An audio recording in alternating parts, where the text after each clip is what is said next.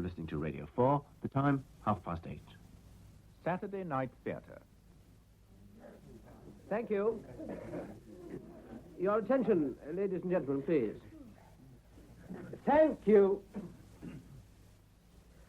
On Wednesday, the 22nd day of February, 1797, a French force consisting of 3 frigates and some 1,400 men invaded Britain. Their disembarkation point, the small fishing village of Fishguard in West Wales. In view of the fact that by Friday, the 24th of February, the entire force had surrendered to the local militia, historians, nay, even historians of repute, have concluded, albeit naturally, that the whole affair should be dismissed quite simply as a curious, if interesting, incident. To the characters who lived and were involved at the time, however, simply to have been there, to have experienced it all, must surely have counted for something.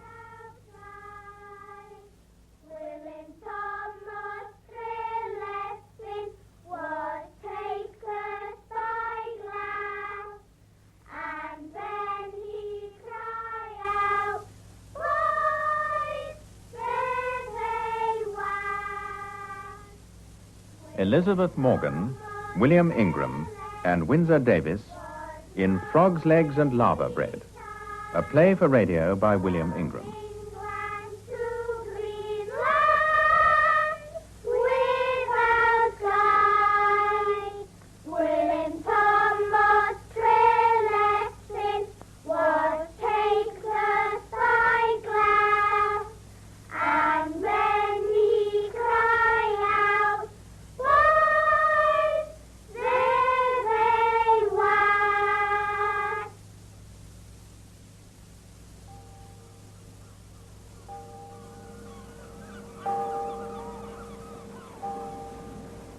From the Pembrokeshire Gazette, February the 8th, 1880. The death of Pembrokeshire Centenarian. The death occurred on Sunday morning at the Dufferin Cottages near Fishguard of Blodwyn Probataroo at the ripe old age of 103. Her age is pretty accurately fixed by a statement she was wont to make that she was just past 20 years old when the French landed at Fishguard. She had been bedridden for 8 years. When the historic incident occurred, she was in service at Kilshaw near Fishguard. Oh, Kilshaw. Yes, that was it. Oh, anyway, see, lovely, I was just plain blood probus in those days. Driving his blinking old cow from a field when the French frigate appeared off the coast. 1797, that would be. Yes, yeah, on first to spot the things, if you was to ask me. But always somebody round to swear it different, of course. Always rely on, somebody. And always somebody. Somebody. There. Now do you believe me, Roberts? Just coming round the point. See her? Well, my old eyes aren't what they used to be, of course. Oh, you borrow my glass. Glass? Spyglass, man. Oh, aye. Spyglass. Well? Where's quick that old mist to come down? Mist? Oh, take your hand from over the lens, man. Lens? The front bit. Oh, aye, they're soft, isn't it? Well? Oh, yes. Much better. Wonderful. Oh, there is pretty. Yes, it's a bit far off, mine, but... Oh, It might also help if you was to put the right end of the thing to your blinking eye, man. Look, it's all very well for you to get huffy, William Thomas, but mean to say you've been brought up to this kind of thing, haven't you? What kind of thing? This kind of thing. I mean, the sea and all that in there is. Exodus chapter 20, verse 11. I mean, it's always been in your blood. Know all about these blinking old glasses and ships and all that kind of thing. Well, then, if that's the case, what are you being so damned argumentative about? I'm not. You've already admitted, man. Me to say, what do you know about French ships? Nothing at all, except for the one that is supposed to be existing between us. And even that is beginning to wear a bit thin, if you was to ask me. French ships, not friendships. Yes, well, look, I can't stay here all day nattering. I've got the cows to milk, the dairy to clean out, and... Cows? Dairy? Yes, on top of which, well, Di Dangle's been giving me a bit of trouble again. Yep. You'll never guess what he tried to get up to with that Blodwin the other night. I am not interested in what Di Dangle did or did not get up to with that Blodwin. Oh, I just thought you might be. Bloody invasion going on right in front of your eyes, and all you can talk about is Di Dangle. Invasion, man. Invasion! Look, Wass, you may know all about the sea, and maybe you can get on a boat without your stomach turning to water, maybe a lot of things I'm not saying. But you don't really expect me to stand here watching a blinking old boat coming on the point... 2 frigates and maybe more on the way. And expect me to be so daft as to believe it's an invasion. Look at the colours, man. But I already have, haven't I? I said it was a very pretty little picture. Oh, God, give me patience. The colours at the masthead, the flag. You don't need the glass now, man. They're getting that close in. For goodness sake, keep your head down. Well? Yes, well then, nice big ships or whatever. Oh, they're dropping the sails now. Lower in the sails. That's what I said. You said dropped. Well? Drop the anchor, lower the sails. Oh, it's the same difference, isn't it? A nice little crowd aboard, whatever. Mrs. Jones Royal Oak will be pleased. Pleased? Well, all the extra trade and all. Trade? Invaders don't trade, man. They spoil. Spoil what? Well, they spoil. Take without paying. I like that cheek. Plunder. Pillage. Rape. Yes, well, better not tell our blood about the last bit. You'll have us swimming out to them before they ever get near the shore. Got you.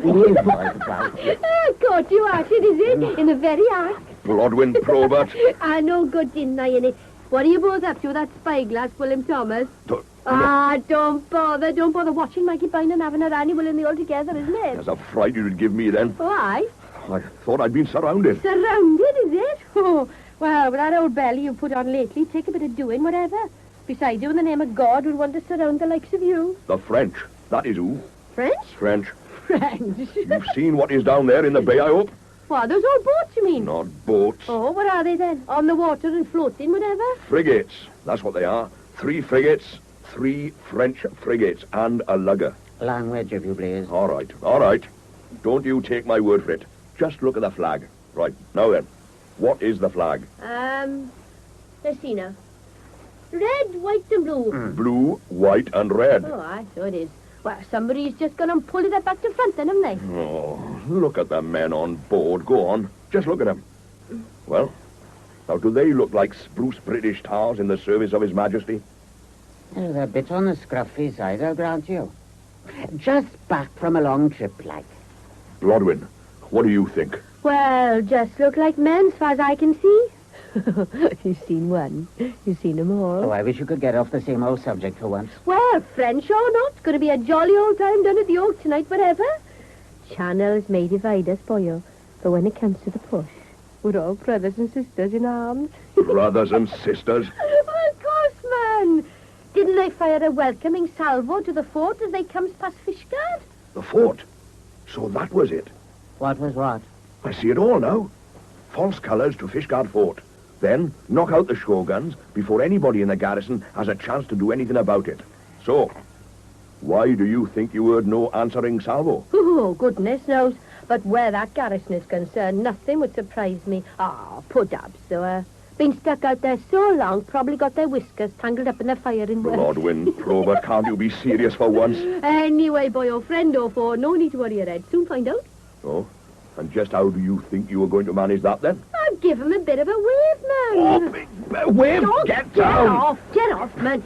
Let me give him a bit of a wave. There's nothing to lose, be damned. Not that they'll have much chance of spotting me at this distance, whatever. Blodwin, maybe Gwill is right. Maybe you did ought to get down now. Hey, I know. I just slipped my petty off. their voice. Oh, what a lovely bit of red flannel. Token of friendship, boys, and promise of things to come. But nice bright red, mind you. Warning not to take liberties when none is intended. Blodwyn! Yeah! My God!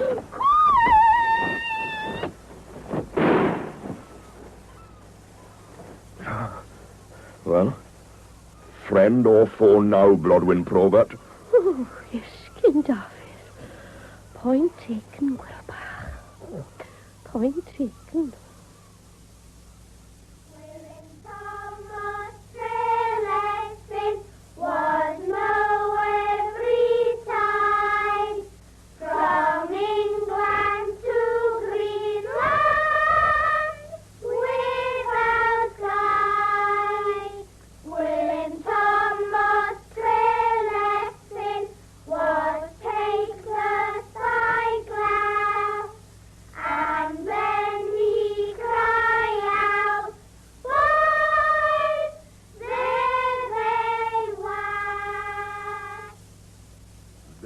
They was. My God, just light. Twice as natural. Telling you I am. Oh, all right, don't tell him, that's all right.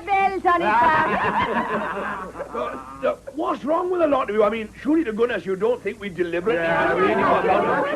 All present and correct, Corporal Harris. What? Oh, aye, everybody seems to have turned up, Dan. Colonel, if you please. Oh, aye, Colonel, if you please. Well, man, call the company to order. Oh, I call the company to order. Bit of order now, boys. As leaders, of course. Oh, bit of order for Dan. I mean, Colonel Vaughan now. Oh, come on, a bit of order. Order!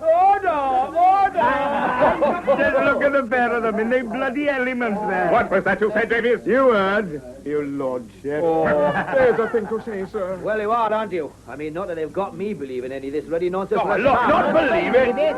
Look, damn it all, me and Reese here seen him with our own eyes, didn't we, boy? From the top of that blinking cliff, didn't we? More than up to see an old lick himself when you've got a couple of quarts of Mrs. George's 3 X's swilling round inside you. No offence, Mrs. George, love. But you know what a morning's boat on the old 3 X's could do once it gets to a man's head. Oh, I know all right. If it was only from watching your antics, Willie Morgan, I'd know all right. The only trouble about that argument is that neither of them showed their faces through the door here this morning. Slipping a bit on you, Quill boy? Well, only old funds, I expect. As far as that Reese Roberts goes, his old chops won't be welcome through it for a good few future mornings, neither. Oh, aye. Not then, Mrs. Jones. Well, he knows how come that. Hasn't falked out yet for the last little shindig he got himself involved in. For goodness sake, woman, it is not a barroom brawl we are concerned about now. It is war, man. War! Listen to him go, huh? It is war, man. War! Like some old bull going to meet his first cow in pasture. Oh, there's nothing to say, sir. And you, Willie Morgan, had best keep your farmyard imagery to yourself. Willie, you ought to be ashamed of himself. Marvelous thing is education. No wonder he made it all the way to Colonel in the militia. The illustrious Fishguard Spencer Burles Davis, if you don't mind. Of which I have the honor to be Regional Commander-in-Chief. And tried, unpaid, and unwanted. Oh, there's nothing to say. William Morgan, I am warning you. Chairman of the magistrates, too, remember? Oh, respect. Anyways, we're the daftest to let ourselves be taken in the first place. Yes. French and if we're soft enough to take the word of these two idiots, well, we've got... You hold on a bit now. Not just Quill and Reese. I was there too, remember? Oh, sorry, Bloodglove. 3 daft idiots. Oh, there's nothing to say. The dream! We're going to start it all Enoch off now. Half daft to completely balmy. But the dream! Coming true, isn't it? Coming true. Use your ears and listen. Use your eyes and see. All right, Enoch, love, know all about it. 30 years ago, I had a vision. You know it, men and neighbors. I told it you, unbelieving race. 30 years ago, a vision of the night. And the future was revealed to me in a dream. Yeah, more than a dream. For I rose up out of my bed and went down onto the rocks, and there, on Carragua stood, the Blackies landed. Blackies, Frenchies, anyone born the wrong side of Swansea, it's all the same to old Enoch. I saw him. That was 30 years ago. And listen, it has come true. But wait and listen. You should hear the brass a-sounding as I heard that night. Listen. Listen! Sorry, Enoch Bach. One completely gone and 3 more about to keep him company. Aye, well, not so daft, not so stubborn as some I could put a name to, whatever. We are telling her, weren't we? Hundreds of them. Hundreds of them. Well, in that case, might just as well surrender now. Get it over with. William Morgan. Oh, there's a thing. Just as well, man, with you two in charge. Not as though we stand much of a chance anyway. No, surrender now and make the best of a bad job, as you to ask me. Nobody was asking you. Corporal. Oh, sorry, Danbach. Oh, I mean, sir. Now, listen to me. The lot of you. Oh, go on then, Danvers. Bit of us now. Might as well give the old peacock his chance. Yes, well, as has already been pointed out to you good people, Oh, good people now, is it? I, as regional commander of His Britannic Majesty's Total Volunteer Force in the Fishguard area... Oh, there's an old mouthful. What a bright collection, eh? One with a wooden leg, one with a wall-eye. And the rest of you looking like you'd be more at home in an infirmary instead of protecting our shores from foreign invaders. Well then, Morgan. Total armory, half a dozen rusty muskets, a couple of dozen pitchforks, and a reserve supply of brooms. In case those old froggies really start getting out of Well hand. then, Morgan, I'll not be telling you again. No, you save you puff for the onslaught, Captain Harry. And who is it that has been entrusted with the full responsibility for the beacons, then? Beacons, indeed. Last time they managed to make it to the top was 6 months back. Bit of practice, like. Lit up the old thing, cooked half an ox, and it's off back home to bed device. If the froggies ever did land, they'll be so busy sleeping it off, wouldn't even know it had happened. Mock you, Will Morgan. But if they ever did land here, you'd know it all right. For the umpteenth time, and they have landed! And it has happened. Oh, do, isn't that what you've been trying to tell a lot of you? Oh, got your word for it, of course. Blood Probert's word for it. Not only word neither. What about evidence, right? What evidence? Well, there's Di Morgan for a start. Oh, and what about our die? Right. Now, just as we was leaving it was, Will, Well, his skiff comes round the point, see? Sails right into the middle of them. so? So they drags him aboard, don't they? Before he's got time to say Davy Jones' locker. Right. Where is Di, Will, what? Where? Oh, come on now. A bit more of that old bluff. I mean, we all know Die. Aye, but where is he? Well, now you come to mention it, he is a bit on the late side, getting back from St. Nicholas. All right, so he's a bit late. Nothing new in that, man. That fancy woman of his, I'll wager. Giving him a better time than usual, huh? Any more of that smut in my bar. It's not only Rhys Roberts ale I'll be stopping, neither. Oh, very sorry, Mrs. Jones. All right, then, look. Forget Di Morgan for the minute, then. If it's real evidence you're wanting, what about my Petty, then? Oh, no, you wouldn't do it. No, not that old Petty again. She's got a phobia about that Petty. Aye, but look what they done to it, girl. Just look. Do we have to?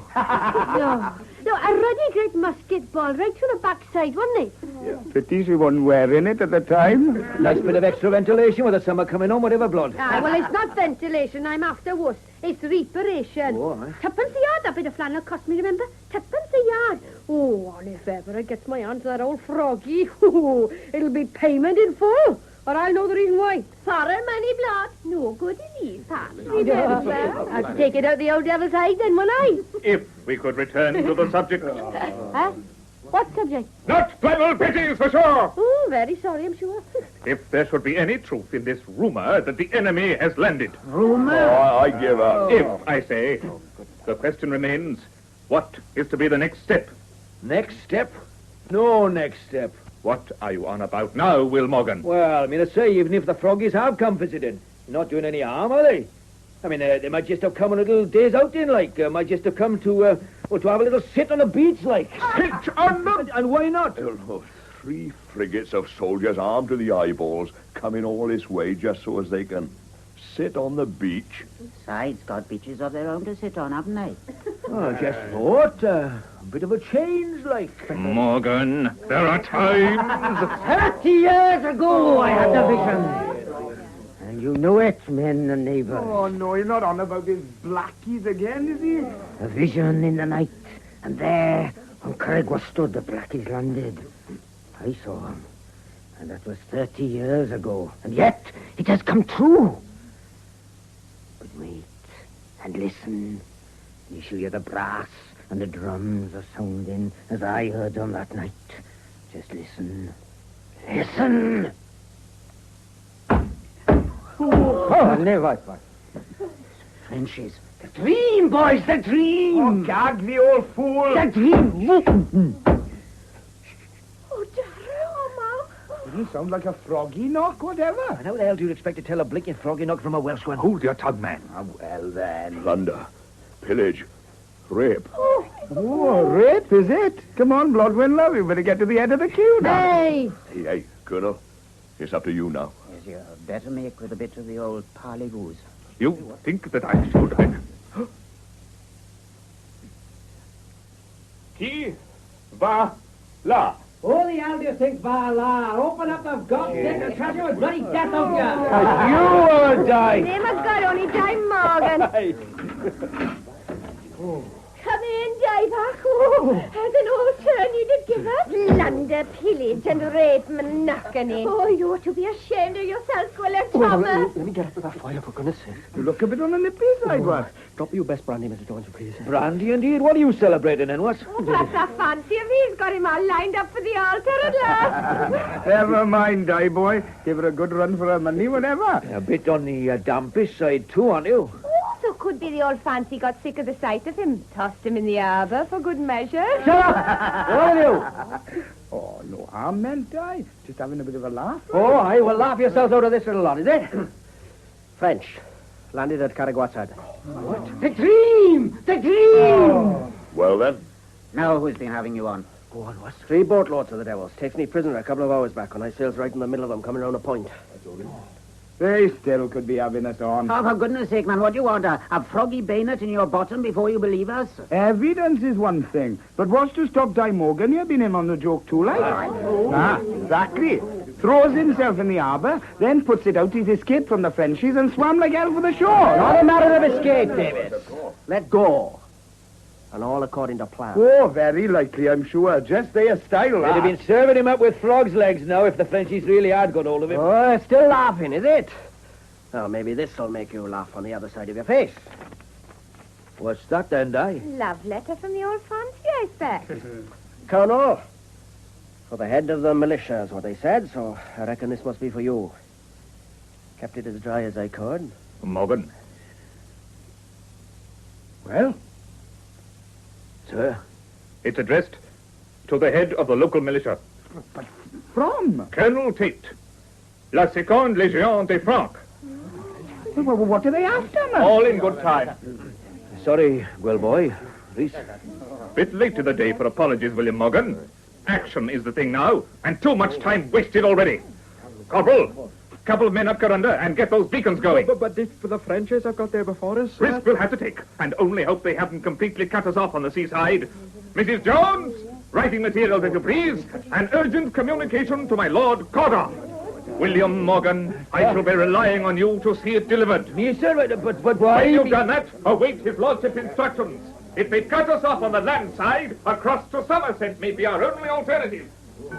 Hey, boy. Trip round the bay this time of night. William Morgan! Oh, just come in, Corporal.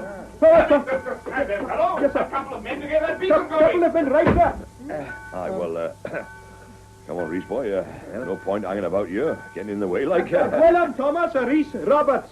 Nay, boy. Before you were sauntering off, a word with the pair of you, if you please. Word on it? With us? Official like.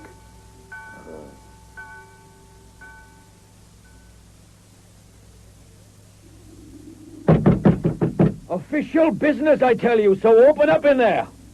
Open up, do you hear me? Open up! How many more times do you need telling? Go away, fellow, off with you. Oh, so it's fellow now, is it? Well, fellow or not, if you don't open up this door by the time I get to 5, I'll smash the thing off its moorings. Do you hear? Right. You've asked for it, my beauty. 1, 2, 3... Oh, God's sake, man, do you know what hour it is? What do you want? Now, look, once and for all, I'm warning you, if you don't clear off from here this instant, I'll... You'll what? Toffee chops, you'll what? I'll set the hounds on you, that's what I'll do. Hounds, he calls them. Couple of bloody French sewer rats, more like. I've had bigger than that for breakfast. But what is it? What do you want, anyway? How many more damn times do I have to tell you? Wait till I have words with Lord Corder. And how many more damn times do I have to tell you that as his lordship's steward, it is in the middle of the night, and therefore vital to me that you don't? But good God, it's urgent, man. Official communications from Colonel Dan Vaughan of the Fishguard Fencibles to my Lord Corder. All right, all right. So it's his lordship you want to see, right? Got through to you at last, has it, dumbhead? Fair enough. So if he was just to come back in the morning, I'm sure his lordship would be only too willing. Morning be damned. By morning, the whole situation might be out of hand. As far as I'm concerned, the whole situation already is. But a matter of life and death, I'm telling you. For both of us, if you don't keep your voice down. Won't keep my voice down. Shh. To deliver a message I've come, so deliver a message I will. All right, all right. Give in, then. Oh, I give in. More like it.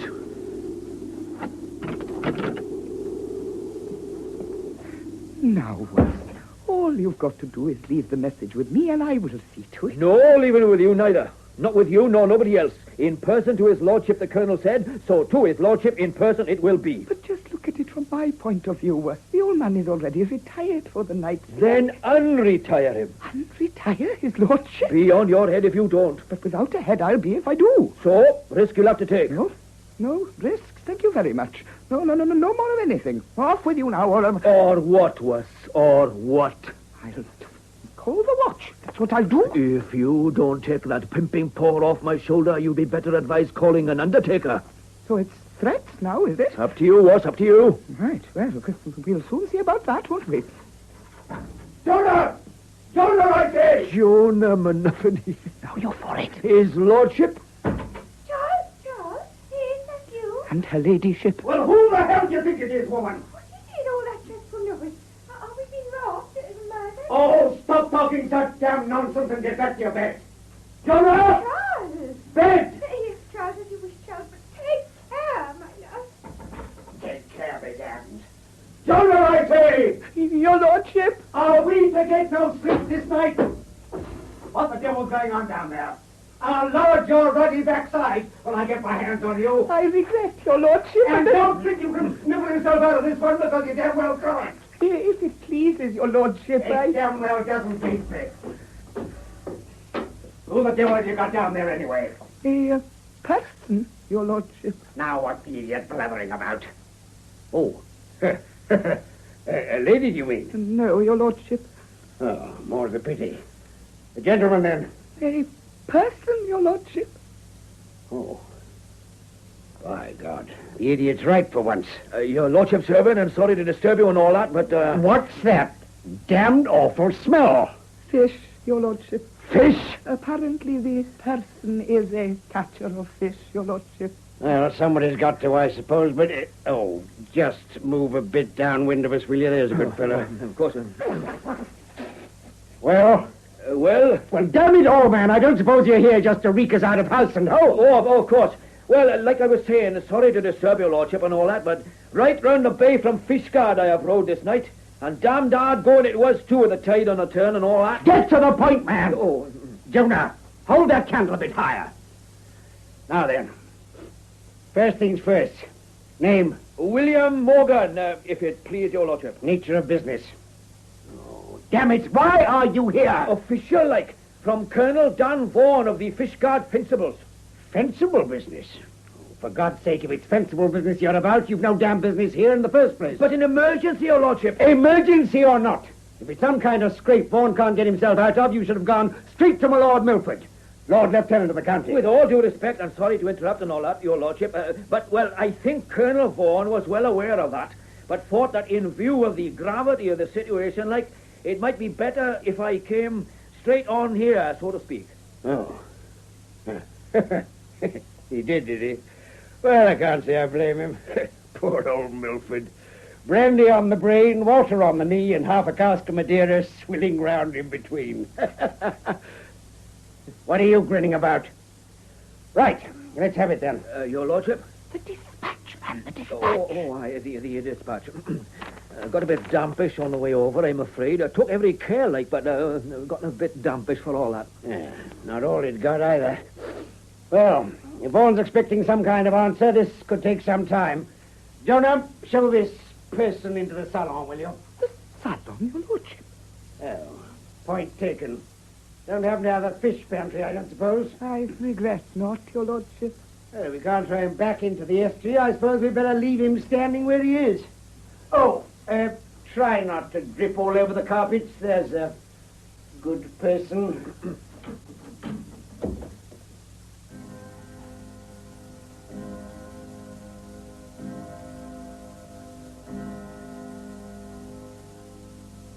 Gone very quiet in there, whatever?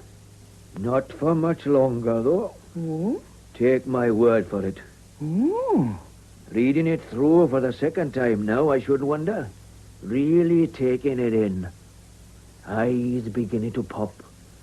Now, moving for the door. And by the time I get to 3, all hell let loose. 1, 2, 3... Jonah! Jonah, where the hell are you, man? Here, your lordship. Well, damn it, man, don't stand there gaping like a cod, your lordship? Exactly. A cod. Well, get clothes, boots. Wait, Ned, and saddle the horses. Horses, your lordship. Saddle the bloody horses! Your lordship. Charlotte! Charlotte! Are you deaf as well as dumb? Wake up, woman, blast you! Wake up! Told you, didn't I? Cod chops.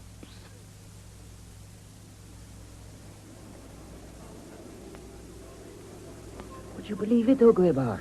I mean, if you weren't up here seeing it all with your own 2 eyes, would you ever believe it? How many more times do I have to tell you? Lit up like a blinking regatta down there. Keep your head down. Oh, stop nagging, man, for goodness sake. All right, suit yourself. Safe as houses at this distance. Unless there's a patrol breathing down our neck, that is. Look, if they'd sent out patrols this high, they'd have introduced themselves long before this. I mean, we've been banging up that cliff path for the best part of 2 hours, like a couple of elephants into the bargain. Just because they're froggies don't make them deaf, dumb, and blind to it. Well, let's just hope you were right for once, that's all. Of course I'm right. No, it's when we get that first beacon light from Carrigwastad and put the tinder to our own, our troubles are really going to start. So the sooner we start getting some new dry stuff together... Oh, there's plenty of time for that. Relax, man. Take a bit of a whiff. God knows we've earned it. All right. Suit to herself. The ruddy cheek of them, eh? As if you got to admire the blinkers if it's only for their ruddy cheek. How do you mean? Well, like Will was saying back at the inn. The way they're carrying on down there may be only a bit of a shindig they've come for after all. It's more like a ruddy day's outing than an invasion, whatever. Nice bit of music. Froggy songs. Yes, they're passing the odd bottle around too, by the sounds of it, eh? Probably one of yours. What? Probably one of yours. What's that you say? You heard. One of... Well, how'd you make that out, then? Oh, work it out for yourself. Work what out? Well, it stands to reason, man. Why should they sip their own when there's a cellar full of the stuff just waiting for them at the top of the cliff path? Oh, come off it, man. Well, come off what? Well, there's no saying they've even put ashore yet. Well, granted. No saying they haven't, neither. Well, get on with it. Only that if they have, I mean, just supposing they have, well, we all know whose little house they'd come across first. Don't we, Was? And not only settle for the wine, partial to the odd silver spoon, too, I shouldn't wonder. Oh, the froggy devils. Bit of a change of heart now, isn't it? Not a minute past you was admiring their old cheek. But rape, plunder, and spoil would be nearer the mark. Yes, and you can keep your comforting words for those that appreciate them. Thank you very much. Hey, where are you off to now, then? Off to Markgrave. Where do you think I'm off to? Get that beacon ready for firing, of course. What about that bit of a whiff we was promising ourselves? Whiff? With the safety and chattels of the whole community at stake. You ought to be ashamed of yourself for even making the suggestion.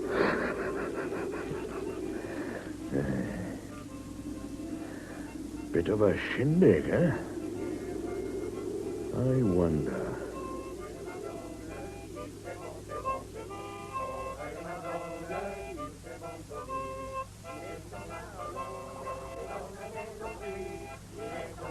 Final instructions from General Osh to the American officer, General Tate, aboard the Resistance. My dear and glorious comrade in arms, how I envy you, for it has fallen to you to achieve great things, to test yourself on a field of glory worthy of your great genius. Although, my dear comrade, the overall plan of this campaign will be mine, I am happy to concede that the success or failure of this first military stage on which you are even now about to embark will depend on you and only you. The ultimate objective, which we will, by la grâce de Dieu, achieve together, is the bringing about of a revolution in Ireland, with the eventual goal of establishing this country as a republic. A sympathetic republic, my dear comrade, from which we can confidently strike at the very lifeblood and heart of England itself. It is permitted that I inform you, secret negotiations are already underway between the government of France and the chiefs of the revolutionary movement in Ireland. Once these have been brought to a satisfactory conclusion, I shall assume, under my personal command at Brest, one of 2 legions which I have created and chosen to call the Legion of France. The first of these will be comprised solely of the most proved, valiant, and courageous officers available to us. but to your own part in all this, the 2nd Legion of Franc, of which you now find yourself in sole command, consists almost entirely of personages whose characters will doubtless already have proved unsavory, even repellent to a gentleman of your background and sense of military tradition. But, sharing as we do a mutual determination and detestation of England, I feel sure you will agree it is essential all personal scruples be now set aside. It is our bounden duty to free this nation from the perfidies and shackles of its government and the odious aristocracy at its head. You have under your command perfidious and lost souls, murderers, thieves, vagabonds, the scum of our beloved France, an unsavory crew, but one which I feel confident, cher comrade, submit to your unique qualities of leadership and discipline. Leadership and discipline. Leadership and discipline. We are, and must be, the bringers of liberty, the sworn enemy of the tyrant. Our motto, should we need one, destruction to the chateau, peace to the cottager. As we advance, we will open the prisons, enlist the detainees, treat as our brothers the malcontent and the oppressed, offer them supplies and arms in the interest of our common cause. The enemies of liberty and equality will be beaten, brought to their knees. Prisoners of war will be offered no quarter. Bridges will be burned, communications disrupted, transport commandeered, harbor buildings and craft destroyed. Military forces will be demobilized, and those who resist summarily executed. And now, to the question which must, by nature, be uppermost in your minds, my comrades. Of what gain to you? Of what gain to you? I have been granted express permission by General Osh to assure you men of the 2nd Legion of Franks that they will not find the government of the Republic ungrateful of their efforts. In recompense for their services, and in due proportion to their individual sacrifice, it is undertaken that the condemned will be pardoned, sentences remitted or revoked, with the possibility of a new life for one and all in our beloved France or one of her fast-developing colonies. Lieutenant, vive la France! Vive la France! Vive la République! Vive la République! Prepare to disembark! Prepare to disembark! Into the boats! Captain, Captain Montaigne. Citizen, it is possible I can be of some service. An imperative and confidential communication, monsieur. Communication, but can't it wait until... I think not, monsieur. In fact, I should strongly recommend you give it your most immediate attention. As you please. As it pleases you, monsieur. Though your vessel has been victualled, not only for the passage of the Second Legion, but also for their support. It is imperative, repeat, imperative, that once the army has disembarked and made shore, apart from the muskets and shot with which they have already been accoutred, no further supplies of any kind be made available to them. The Legion, once landed, you will immediately, repeat, immediately, weigh anchor and proceed to the rendezvous previously dictated to you. These orders will be obeyed without question.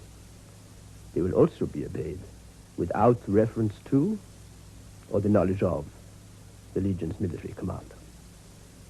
Osh. Your orders are clear, monsieur. Perfectly. Captain? Lieutenant Jourdan. Captain. Are all the troops embarked? But of course. Lay on full sail and weigh anchor. We leave at once. Leave? No. But surely, sir, without our support, fresh water, supplies... Lieutenant, you have your orders. Sir. As I have mine.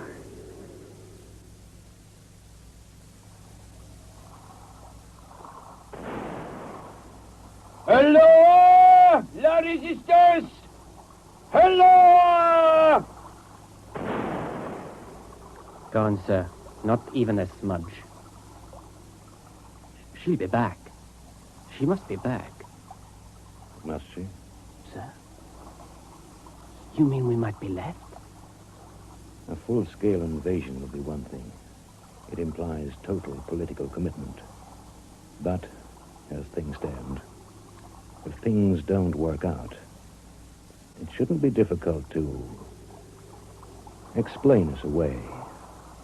A splinter group, an unsanctioned incident carried out by a handful of insurgent extremists.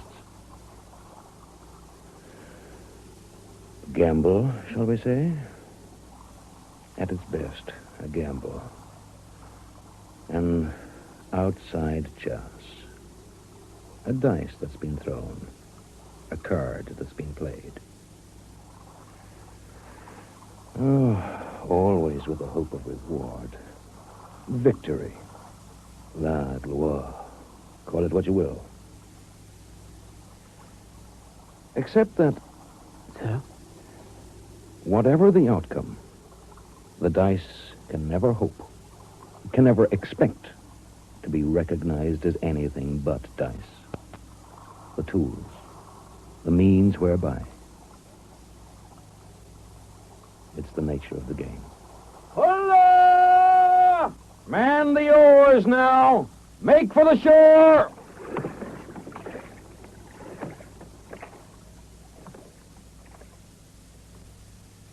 So while they was pulling for the shore, what the hell were you two doing all the time then, huh? What were Doing, indeed. You know, there's just the odd moment when I reckon you must be a bit addled in the head. Or something, Davis. Why? What the hell do you think we was doing, man? Tinder to the beacon like instructed, then off down that cliff path like we had old Nick himself on our heels. I see. Well, with that beach teeming with froggies, you surely don't think we was going to loll around and paint a picture of it, do you? Just, wonder, that's all. Yes, and a bit of wondering will be just about your lot in all this, I'm reckoning. What's that supposed to do? Well, whichever way you look at it, it was we was up there, wasn't it? Up there, risking life and limb. And you, tucked up in bed, I shouldn't wonder. Chiffonier up against his door, his little hoard stuffed safe up the chimney, and a crucifix and a pair of pistols tucked under the counterpane to ward off the old nightmares and keep him company. Just you watch it, what? Ah, I know your sort, what? Go on, and what sort is that then, huh? The wait and see sort, the no active part sort. Nothing that's going to put you in any danger of a froggy's bayonet, anyway. Easy on, Reese. Not you. Just sit back and hope for the best. But if the best should turn into the worst, a pretty little French tricolour hidden under your missus's chemises. all ready to hang in your parlour window to prove it's the froggy side you've been on all along. Oh, sit down if you please. Officers and gentlemen in the house now, remember? Like you say, Mrs. Joyce. Like you say. Anyway, time will tell. Aye. And even if Davis is all set to play both sides at once, well, he's not the only one round these parts, and that's for sure. Them old jingos, you mean? Oh, nothing surer. Yes, a couple of them got caught at it last month in Carmarthen. Caught at what, boy? Tricolor sashes, if you please. Oh. Market day, too. Well, the magistrates soon knew how to deal with them. Oh, magistrates. This is the tip of the iceberg, man. The fact that a couple of them have got the damn nerve to actually come out into the open proves that. Oh, no. It's not the one or two that end up in the dock we got to worry about, was? It's the ones that are still playing it safe. Behind closed doors, waiting for the word. Once they come out into the open, there won't be enough lockups between here and the bloody Tower of London to hold them. I could be right. Oh, I know I'm right. Yeah, and even if there were, you'd probably have a froggy sympathizer up there on the bench doling out the sentences. Strong words, Riesbach. Strong feelings, Bach. And they'll get even stronger when those froggies really get moving. Moving? Moving where? Well, inland, of course. To where we are arguing a toss at this very minute. Inland? Well, you surely don't think they're just going to sit down there on that beach throwing dice and admiring the view for the rest of the duration, do you? Why are they here in the first place? Them ships might come back. Pick 'em up, lad. If that was the case, why would they go to so much trouble to bring 'em here, put 'em down in the dead of night, and then up and away and leave 'em then? Give us a bit of a fright, like? Oh, bit of a fright. Well, they've had their own way about that, all right, haven't they? Show of arms, like. They'll be showing a good bit more besides before this little lot is over. You take my word for it. Hello, boys. Another bottle of best Madeira, please, Mrs. Jones. Oh, and my Lord Corder and the other gentlemen said they'll be pleased to take food at your convenience. Another Madeira, if you please. Please to take food, if you please. Bit of decision-making they should be getting on with now. Aye, exactly. What we keeps them in style and pays our taxes for, innit? Yes, well, what some of us pays our taxes for any road. And when it comes to decision-making, Davis, you do well to leave it to somebody with a head on their shoulders and a bit more between their ears than half a cartload of my best bar soda. Nothing much really happening up there then, Blood? No, nothing that hasn't been happening for the past 3 hours, whatever. No, just talk and more talk, is it? Most of it's beyond me, that's for sure, Gilbert. Yes, and for most of them sitting around that table, too, if the expressions on their faces is anything to go by. Oh, aye. And Corder doing most of the old enforce, like. Oh, aye. And Lord Milford, deaf as a post and too far gone in the Madeira to know or care what's going on anyway. Aye. And the rest of them? Oh, just sitting back and waiting to see what is to be done. Oh, not much different to the rest of us, then. No. Probit, less of the gossip. And this bottle upstairs for the gentleman this instant, if you please. Yes, Mrs. Jones? What's to be done, money funny? Done, my lord? Done? I should have thought it altogether too obvious what must be done. Obvious? In theory, perhaps, Colonel Knox, not in execution. We must implement the militia. We already have. Well, then. 500 of our men against something in the region of 2,000 of theirs. The odds could hardly be described as propitious. Oh, damn it, man, in that case, we must... Well, we must... You were about to suggest, Colonel Knox. Why, that is, we must declare an immediate state emergency. I should have thought that the state emergency had already successfully declared itself. Oh, you're too pessimistic, Ackland, too damn pessimistic by half. With all due respect, Colonel Knox, I'd suggest you're confusing pessimism with what is, in fact, a very acute sense of realism. My thanks to your lordship. Not looked for, sir, not looked for. Simple statement of fact. I've already informed you, gentlemen, that we cannot anticipate, let alone expect, the arrival of our regular forces for, and this at the very least, a period of some 6 days. Drinks for your lordship? Thank you, Major. But damn it all, my lord, the froggies aren't to know that. I think it's only reasonable to assume they are banking on the fact. Oh. Thank you, my dear. Thank you. In the meantime, at any event, we have them. Stranded, high and dry, no hope of retreat, no reinforcement. Not a froggy sail to be seen. Damned odd, that. It's possible their frigates may have received some false report of an intended counter-offensive, of course. A hasty withdrawal. Yes, it's possible. On the other hand, they might have withdrawn simply to refurbish with supplies, intent on a speedy return. Yes, also possible. Then, if such be the case, my lord, can't you see how imperative it is we act positively and at once, while we have them at a disadvantage? Any army marches on its stomach. But, contrary to popular belief, not necessarily fight on it, sir. For it, perhaps, but not on it. Oh, damn it all, must the fellow be ever talking in riddles? With respect, my Lord Milford, I'm quite simply advancing the proposition that the most fierce and dangerous wolf in the pack is inevitably the hungry one. In the bear gardens of old, the attacking hounds were deliberately starved to increase their ferociousness. A deliberately induced state of hunger may breed elements of mutiny and dissent, but it also engenders its own particular brand of fierce, high courage. Well, then if such be the case, sir, to the devil with attending on the regulars. We must... What must we, Colonel Knox? We must marshal the locals. Ah, yes. Yes, the locals.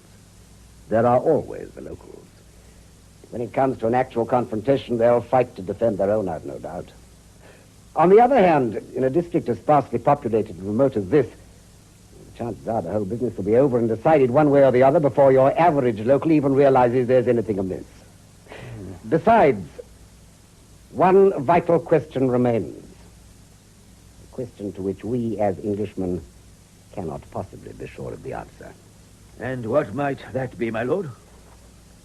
Those men out there on the beach, froggy invaders, interlopers we call them. But until it's put to the test, gentlemen, the ultimate test, can we honestly be positive in our hearts that isn't exactly the way a considerable proportion of the native population regard us? Come, my lord. Oh, what's the fellow say? What's he blathering about now? Little England beyond Wales, they call this part of the countryside, I believe. But how many of us in this room have ever taken the trouble to determine whether it was intended as a compliment or an insult? Well, how many of us seated about this table have ever pondered that notion, let alone taken the trouble to find out? A boulder there, sir. I know these people. Haven't I lived amongst them for the greater part of my life? With all due respect, my Lord Milford, I would dare to suggest you have been acquainted with some of them for a small portion of your life. Some have been most rigorously selected from a social minority of your own choosing. The conditions of knowing them or not knowing them were predetermined by you and only you, with a distinct bias towards conditions of birth, background, and breeding. I should damn well think so, too, sir.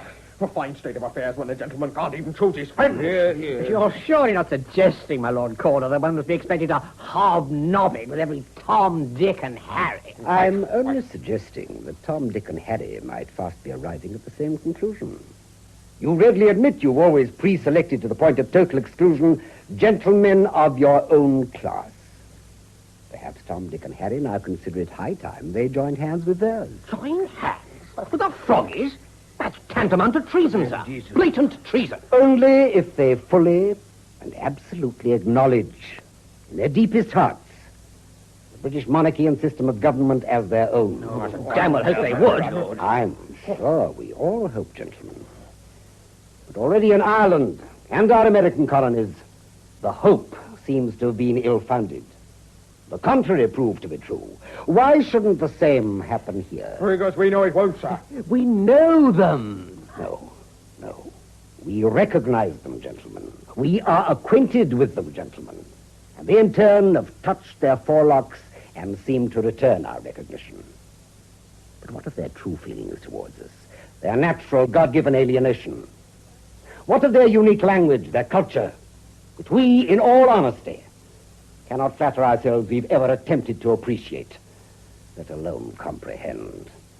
In brief, the attitude that through centuries of English domination has always remained exclusively theirs. What do we know? Only, my lords, that the steel is on the anvil, the hammer is poised, and the sparks must surely fly. Fire, fire, fire, fire on mountain, fire on mountain, fire! any more history, Howell, in nattering away 19 to the dozen and pulling a jar of ale for what she takes to be a British officer, see? Always could natter the hind leg of a donkey. Well, suddenly it comes to her not British at all, man. You don't mean... Damn froggy, if you please. Never. Old as brass and leaning up against that bar like he owns the blinking place. Well, what happened to Gwenny then, what? Well, froggy through the front door, so it's our Gwenny straight out through the park, isn't it? Ran best part of 3 miles, screaming blue murder, but still clutching that ale pot to her and not spilling a drop of the stuff. Always a bit slow under the bonnet, that Gwenny. Oh. Well, might have given herself just a bit of a puff, if only to get the damn jar down her. Fire, Martin! Run! Heard about old Squire Mortimer up at the manor then? What's that then, love? Son's wedding breakfast all laid out lovely, and the old fellow being very partial to his new daughter-in-law to be even more lavish with heart and hand than usual. Always lavish, the Squire. Anyway, sees those old boats pulling into the bay, so nothing would do but he sends down his compliments. And would all the officers and men come up and join in the celebrations, if you please? Yes, boys. Takes him up on it, too. Standing on his own front porch, hand extended, when his froggy guests come marching up the garden path. Original little get-together for a wedding breakfast, whatever. Fire, Martin! Run!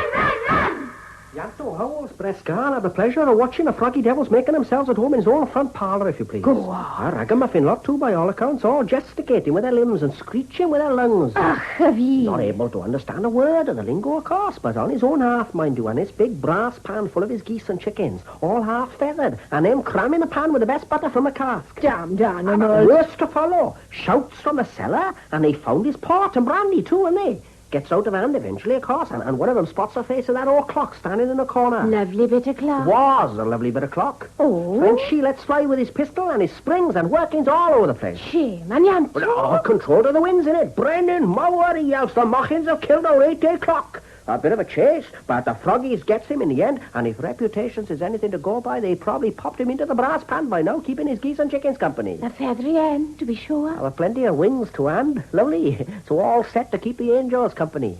Fire, Martin! Run! The latest? Don't tell. 2 of the devils, straight into London Church. Not London, no. One helps himself to the plate. Not the plate? One burns the assocks. Not the assault? Yes, and then it's off out again, without so much as a prayer of thanks or a copper for the poor box. Must have been a terrible pong with that old horse, eh? Fire, Martin! Run! But not all on the black side, boys. Oh, and how come that, then? Well, like Blood here was telling us a bit back. Oh, Jemima Nichols, just back from her old mam's funeral. Yes, rest in peace. When, from her kitchen window, she spots a whole crowd of blackies. Yes, down in her chicken ramps. Sucking raw eggs for all they was worth. And screwing the necks of some of her best slayers. Never. Well, you know our Jemima. Oh, no fear for anything that walks on 2 legs, our Jemima. So, it's musket off the wall, a quick blast in the general direction of those froggy backsides. That's Jemima. Well, at that range, no great damage then, of course. But one look at Jemima and they screams blue murder.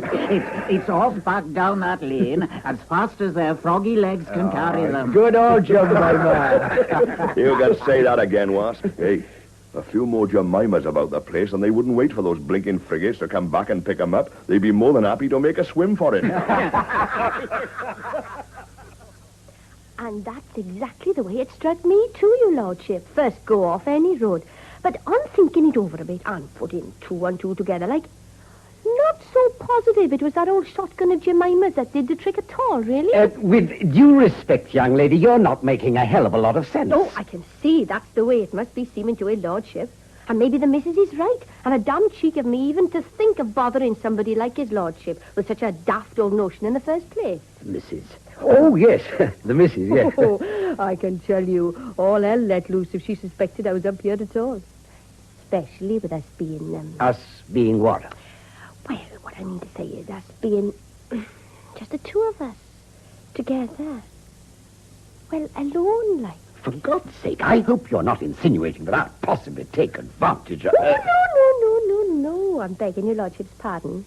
It's not me that's doing incinerating, but on account of the old rules, see? Rules? Ah, the missus's rules, now. I see. Well, now, to return to the subject in hand. I'd like that. God knows we've little enough time left as it is. Ah, especially with the old missus on the prowl and all. I was referring to the military situation. Oh, aye. Well, now, 6 days' march, wasn't it, your lordship said, before the regular militia even stood a chance of getting you. 6 days then, near 5 now. How the hell did you know that? Oh, not eavesdropping or anything, your lordship. Only couldn't help overhearing, like, when I comes in with the Madeira through the door. Only, don't worry, your lordship, it's all right. Not so daft as to let on to the others, whatever. Yes, well, that's something to be thankful for anyway.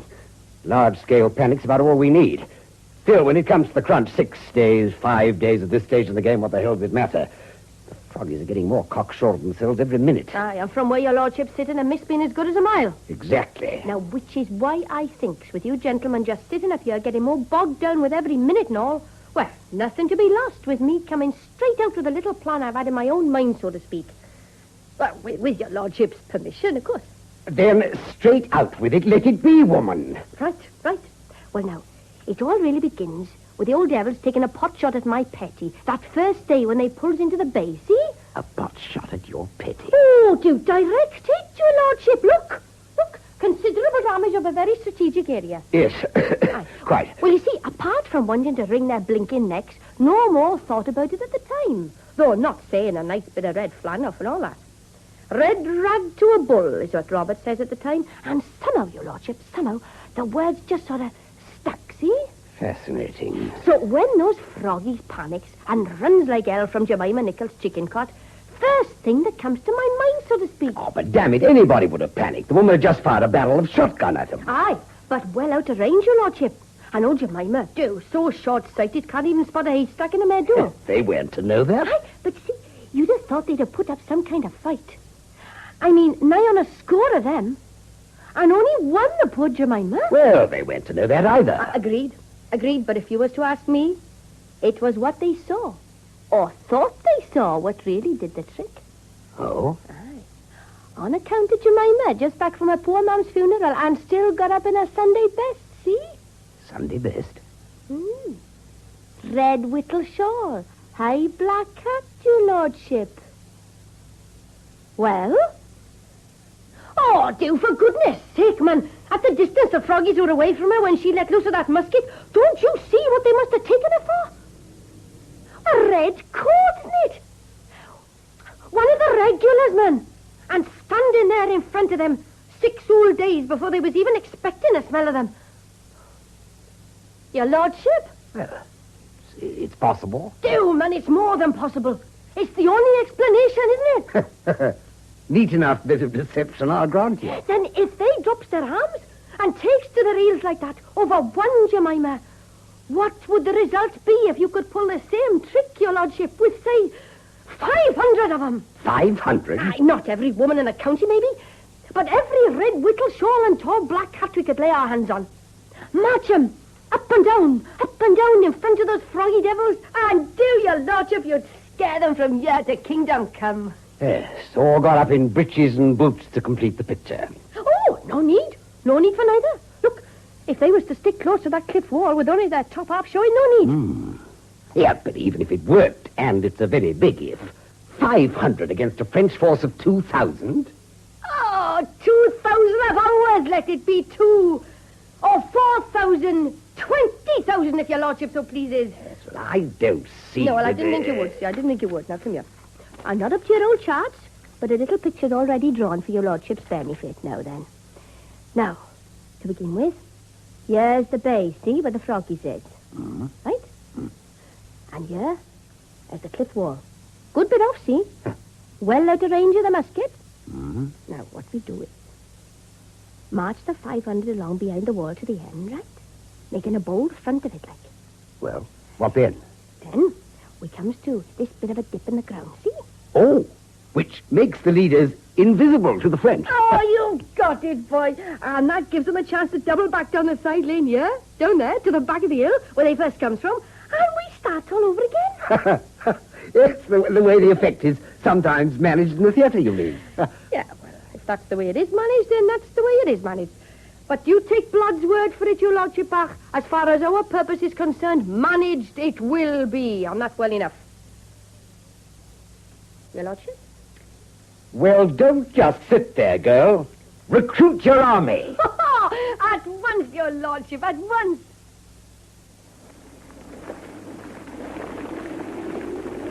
times is that we've been round now, then? Lord only knows, love. I lost count. Oh, so many times up and down behind this blinking wall, I got to know every damn stone in the thing. You're out of step again, Esther Harris. Oh. And you, Kitty Davis. What? How many more times have I got to tell you to keep that blinking broomstick steady on your shoulder? It's a military exercise you're on now, girl. Not already spring cleaning. Yes, Colonel, miss. Oh, should be, sir. And you can just keep your own lips to yourself, Kitty Davis, or you'll have me to answer with. Now, blood, love.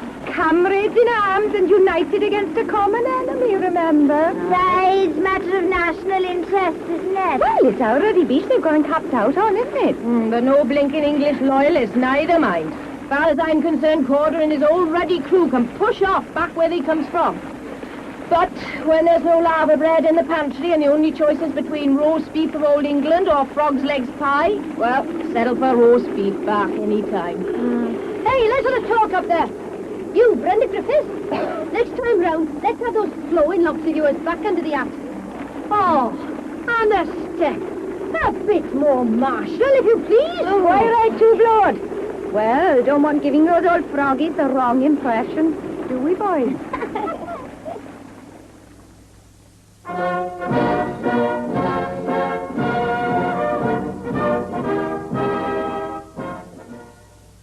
Cardigan Bay, 5th Ventose, 5th year of the Republic. Sir, the circumstances under which the body of troops under my command were landed at this place render it unnecessary to attempt any military operations, as they would tend only to bloodshed and pillage. The officers of the whole corps have, therefore, intimated their desire of entering into a negotiation upon principles of humanity for a surrender. If you are influenced by similar considerations, you may signify the same to the bearer, and in the meantime, hostilities shall cease. Health and respect, Tate, Chef de Brigade.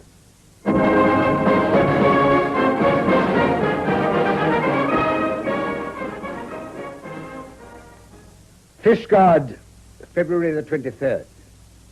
Sir, the superiority of the force under my command, which is hourly increasing, must prevent my treating upon any other terms short of your surrendering your whole force prisoners of war. I enter fully into your wish of preventing an unnecessary effusion of blood, which your speedy surrender can alone prevent, and which will entitle you to that consideration it is ever the wish of British troops to show an enemy whose numbers are inferior.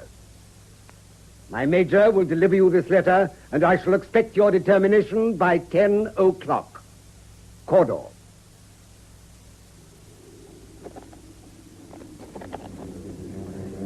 Well, Cordy, look sure enough about the way things have gone, whatever. All got up like a dog's dinner. Cross between a conquering hero and the bridegroom on his wedding night. Even old Milford seems to have managed to pull himself together a bit, hanging on to that old porch like grim death for a bit of support, mind, but at least... Enoch? Anything, Enoch? 30 years ago, I had a vision. 30 years, and yet it has come true. But wait and listen, and ye shall hear the drums a sounding as I heard them that night. Listen. Listen.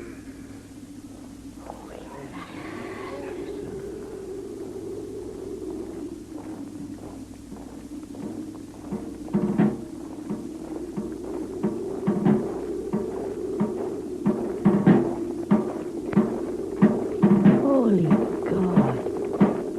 Will you just look at the state of them, though?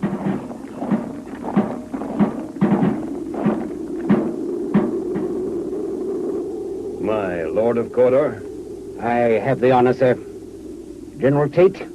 Citizen now, sir. Or so it would seem. As it pleases. To your business, sir. In the name of the Republic and the 2nd Legion of Franks under my command, I offer my sword as a token of surrender and defeat. In the name of His Britannic Majesty and the force under my command, I accept, sir.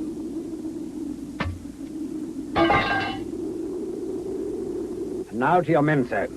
Lieutenant, surrender arms. Surrender arms. En avant. You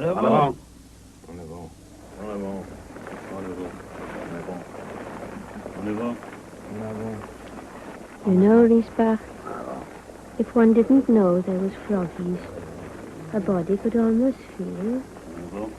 Feel? Oh, 'tis no matter.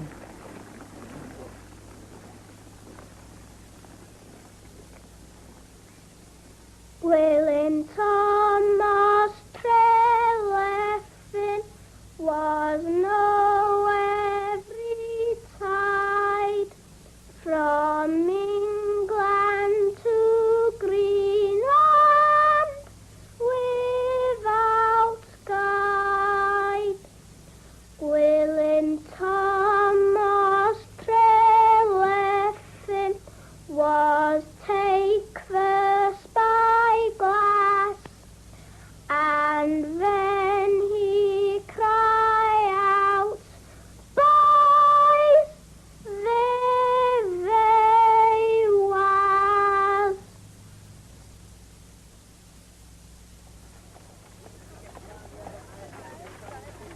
Damn well ashamed of yourself you ought to be, Blodwyn Probert. Ashamed. Well, I am not, Rhys Robert Bach. So no good putting it on that I am, is there? It's bad enough paying call on these froggy devils, regular as clock, when they was locked up in St. Mary's. But to deliberately persuade me into carting you all the way to Pembroke Town so as you can... Persuaded you? Ooh, I like that. Nobody persuaded you, Rhys Bach. Very kind of you to put yourself out. I'm not saying. But you're not putting myself out, neither, my girl. If not for having to travel to market to replace some of my best milkers those damn froggies fill their bellies with, you'll be pack-muling it down here, same as you have been every weekend for the past 3 months. What? 4 months. Ooh, Rhys Robert's not getting his facts right. That'll never do. And for what, I should like to know? A load of cheap knickknacks made of straw, bones, and beads which you could get off any old tinker. But which helps to put a few extra coppers into Blood's purse, as well as affording them a few nice little extras of their own. Oh, but that's a nice dry day for it, whatever. Golden prison be damned. Hey, Corder's Yachts and Harbour. Oh, makes a pretty sight of it, doesn't it? Listen, how you manages to work yourself inside the place beats me. Never was a great one for keeping your ears open, was you, huh? Jemima's got a friend called Francis, right? Who is daughter to the jailer, see? Anyway, when Jemima hears what I was after, knowing me the odd favour and all that, Jemima gets a message to Francis, who gets on her father... say no more. Word from Jemima Nichols and you could wangle your way through the gates of hell, and that's a fact. Whoa, boy. Hey, what you putting us down here for, then? It's Golden Prison we're making for your ladyship, not Lord Corder's mansion. So, if it pleases your ladyship, I'll just leave the carriage round the corner and we'll hoof it the rest of the way, attracting as little attention as possible. Suit yourself, I'm sure. Hey, did you say it was we was going to that damn hellhole? Yes, well, if you don't think I'd let you go in amongst that load of brigands on your own, do you? Don't see why not. Why not? It wouldn't be the first time. Why not? You were about to say, Rhys? Yes, well, Yes? Yes, well, it's me that got you here, so there's responsibilities now, isn't there? Like you say, Rhys Bach. Like you say. Yes, well, not too much trouble getting inside the hellhole, I'll grant you. I only hope that jailer father of yours doesn't take it into his head to toss away the keys and forget to let us out. That's all, Francis. Not much fear of that, Mr. Roberts. Go on, yeah. So knows the ways of the place. Darrow, I nearly went then. Look, hold the lantern a bit steadier then, Blood Girl. What's all the hurry? It's not as though your precious froggies is going to vanish into thin air before we get there, is it? No, like you say, no fear of that. What's that big bundle of straw you're carrying there then, Francisco? Straw? Oh, yes, the straw. For the froggies to make hats out of. See this? That's it. Bring the Frenchies this much more stays. All right. Very well, if I pass it over, I'll give you a hand. Oh, no, I'd rather carry it myself if you don't mind, Mr. Roberts. Thanking you all the same. Oh, well, how come that then? Not heavy, see? And we don't want it scattering all over the place, do we? Scattering? Look, do you think I've never carried a truss of straw before or something?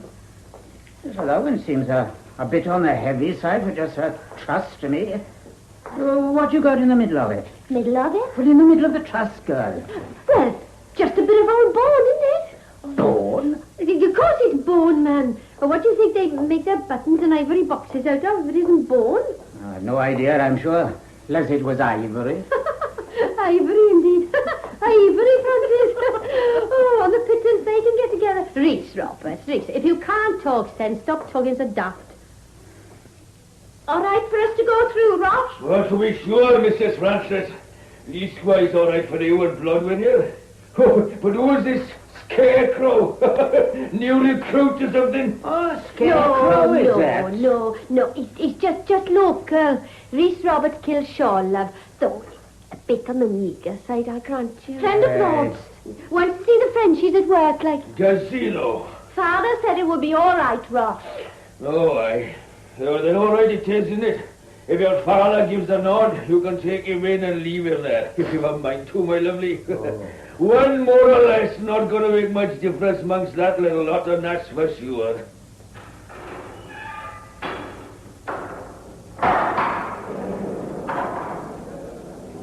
Ah, les anges du ciel. Angels of the ceiling? What the hell's the fellow on about? A bit of manners, if you please. So don't you got trouble in your head about that, my lovely. Claude, où est monsieur le commissaire? Ah, monsieur le commissaire, eh? S'il vous plaît. La chambre voisine, ma petite. Bloodwell? Oh, in a minute. Hey, Reese, love, if it's all the same to you, to wait a minute or two, but we've got a bit of private business. Oh, aye. And what is so private about this place, then?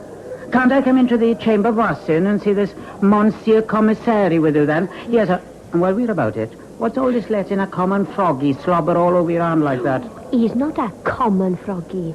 He's a gentleman. Why? Oh, begging your pardon, I'm sure. Oh, there. Now, don't sulk now, there's a good boy. Only, see, Monsieur le Commissaire, apart from being an engineer, sees to all the accounts, like, see? And you know it's better done in private, like, Yeah, well, all right. But not more than 2 minutes, mind. Yes, my lovely. Hey, one or two things you can give us a hand to carry on the way out, right?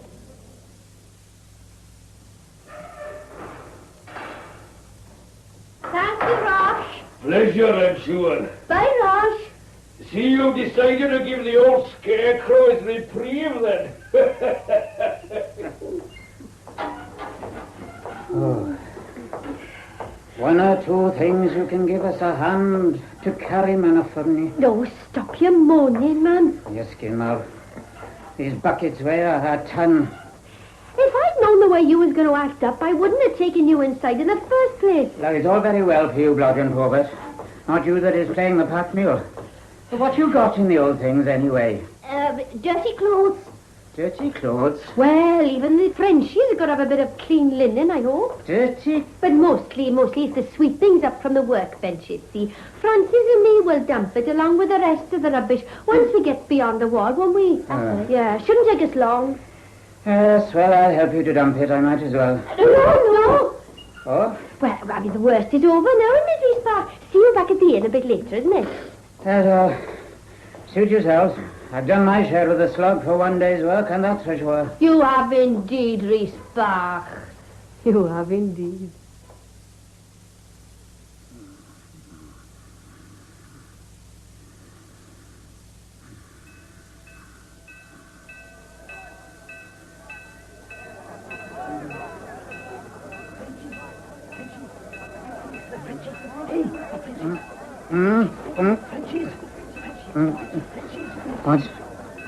What's that?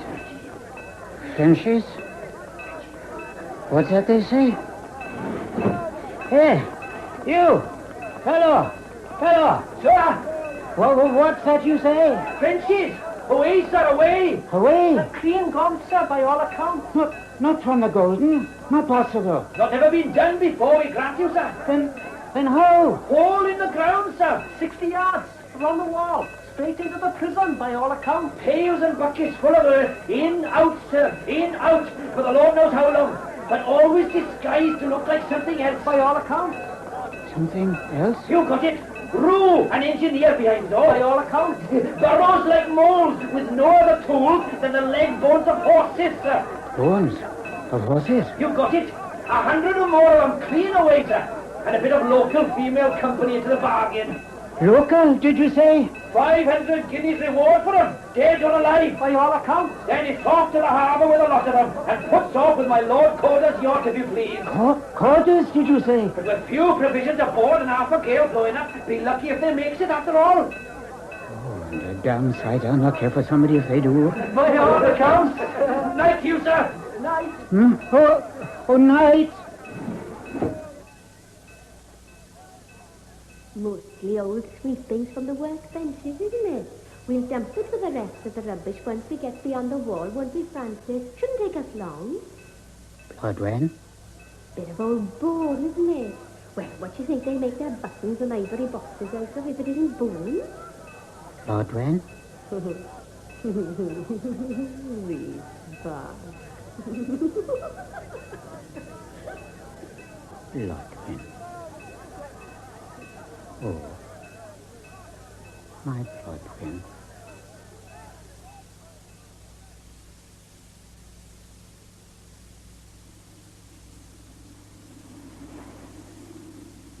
Dear Isbach, I hope this finds you well as it leaves me at present. You was always so good to me, so I pens this line to say I am no longer Blodwyn Probert, but Madam Rue. Yes, me and Jack have married, only he likes it writ J-Quees, which is a terrible old trouble. Anyway, we gets along lovely, so likewise do Frances and her young man, Peter, which were the commissar, and she is now Madame Lebrun. We did a lot for they lads, which they was grateful.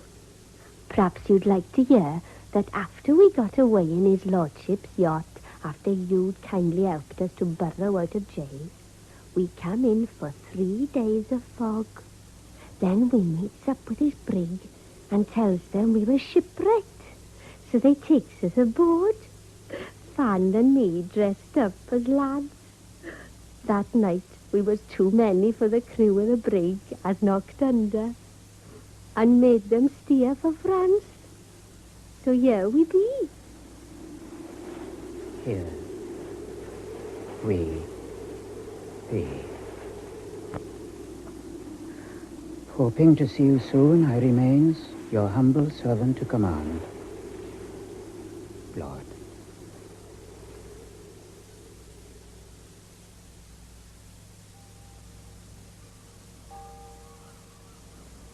From the Pembrokeshire Gazette, February the 8th, 1880.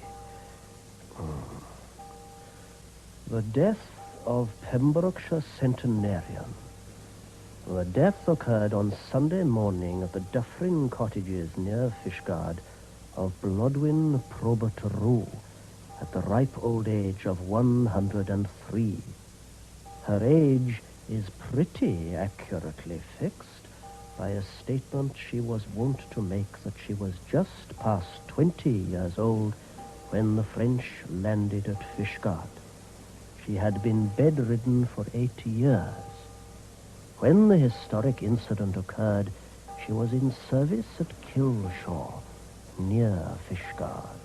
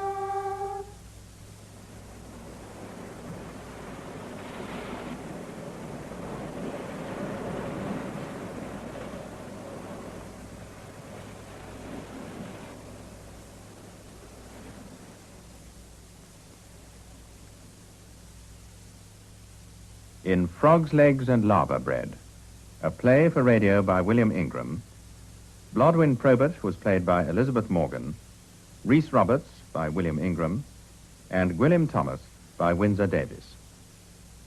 Nestor, Jan Edwards, Kitty, Kate Binchy, Mrs. Jones, Alwyn Griffiths, Colonel Vaughan, William Slay, Corporal Harris, Robin Brown, Will Morgan, Douglas Blackwell, Davis, Sean Probert, Enoch, Talvin Thomas, Di Morgan, Anthony Hall, Lord Corder, John Gabriel, Jonah, Sean Probert, Tate, Kevin Flood, General Osh, Nigel Anthony, Lord Milford, Robin Brown, Colonel Ackland, Douglas Blackwell, Colonel Knox, David Goodison, Brenda, Alwyn Griffiths, and Francis, Jan Edwards. The children's choir was trained and conducted by Edwina Evans, and the mouth organ was played by Elfie Kahn. The production was by Betty Davis.